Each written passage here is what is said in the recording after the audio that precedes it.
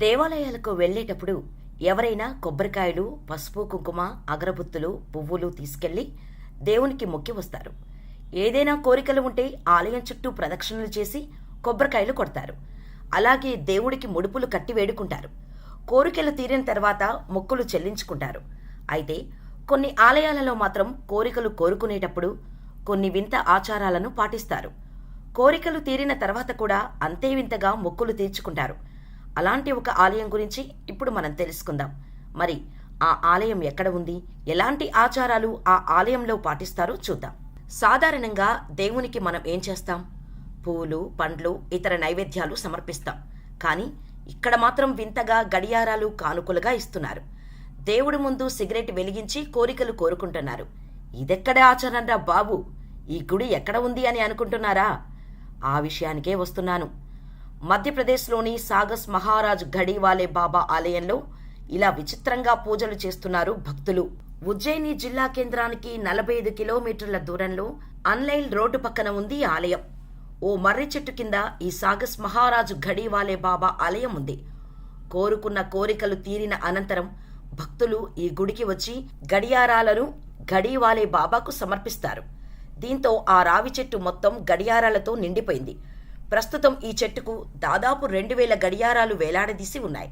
దీంతో ఆ ప్రాంతమంతా టిక్ టాక్ అనే శబ్దాలు ప్రతిధ్వనిస్తున్నాయి. ఈ ఆలయం విశిష్టత 10 ఏళ్ల క్రితమే వెలుగులోకి వచ్చిందట. 2 ఏళ్లుగా బాగా ప్రసిద్ధి చెందింది. గడియారం దేవుడిగా ప్రసిద్ధి చెందిన తర్వాత చుట్టుపక్కల ప్రాంతాల నుంచి భారీగా వచ్చిన భక్తులు కట్టిన గడియారాలతో ఆలయం చెట్లు నిండిపోయిందంటే మనం అర్థం చేసుకోవచ్చు ప్రజలు గడియారం దేవుడిని ఎంతగా నమ్ముతున్నారో అనేది. అంతేకాదు, గడియారం కట్టడానికి స్థలమే లేనంతగా అక్కడ ఉన్న మర్రి చెట్టు నిండిపోయిందంటే మీరు నమ్ముతారా? టైం బాగాలేని వారు ఎవరైనా ఇక్కడికొచ్చి సిగరెట్ వెలిగించి కోరికలు కోరుకుంటే ఆ కోరికలు నెరవేరుతాయని, ఆ తర్వాత ఓ గడియారం పట్టుకొచ్చి ఇక్కడ కడితే చాలంట. అయితే ఇక్కడ ఈ ఆచారాన్ని ప్రారంభించింది ఎవరు అనేది మాత్రం ఎవరికీ తెలియదని గ్రామస్తులు అంటారు. మొదటిసారిగా గడియారాన్ని ఎవరు విరాళంగా ఇచ్చారో కూడా ఎవరికీ తెలీదు. భక్తులు కట్టే గడియారాలు ఎంతగా ఆ ఆలయంలో ఉన్నాయంటే గడియారం పెట్టేందుకు స్థలం కూడా లేనంతగా గడియారాలతో ఈ ఆలయం నిండిపోయిందంటే మీరు నమ్మక తప్పదు. ఈ గుడికి భక్తులు అన్ని గడియారాలు సమర్పించడానికి కారణం ఇక్కడికి వచ్చే భక్తుల కోరికలు నెరవేరటమేనని గ్రామస్తులు చెబుతున్నారు. మరో అత్యంత ఆశ్చర్యకరమైన విషయం ఏంటంటే ఈ ఆలయానికి మర్రి చెట్టుకు కట్టిన గడియారాలు ఎప్పుడూ దొంగలించబడలేదట. ఈ గుడిలో పూజారులెవ్వరూ ఉండరు.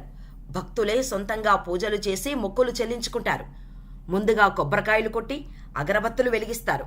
ఓ సిగరెట్ వెలిగించి గడీవాలే బాబా ముందు కోరికలు కోరుకుంటారు. గత 10 ఏళ్లుగా ఈ గుళ్ళో ఈ తరహా పూజలు జరుగుతున్నాయి.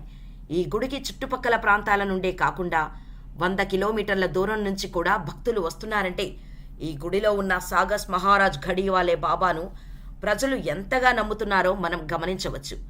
పౌర్ణమి, ఆదివారం రోజుల్లో సాగస్ మహారాజ్ ఘడీవాలే బాబా ఆలయానికి భక్తులు ఎక్కువగా వస్తారని గ్రామస్తులు చెబుతున్నారు. ఈ గడియారాల దేవుడి గురించి వినడానికి మీకు వింతగా ఉన్నా ఇది మాత్రం నిజం. ఈ ఘడీవాలే బాబా ఆలయానికి వచ్చే భక్తులంతా స్వామికి నైవేద్యం సమర్పించేందుకు ఏ వస్తువులను తీసుకెళ్లకుండా గడియారం, సిగరెట్లను మాత్రం విధిగా తీసుకెళ్తారు.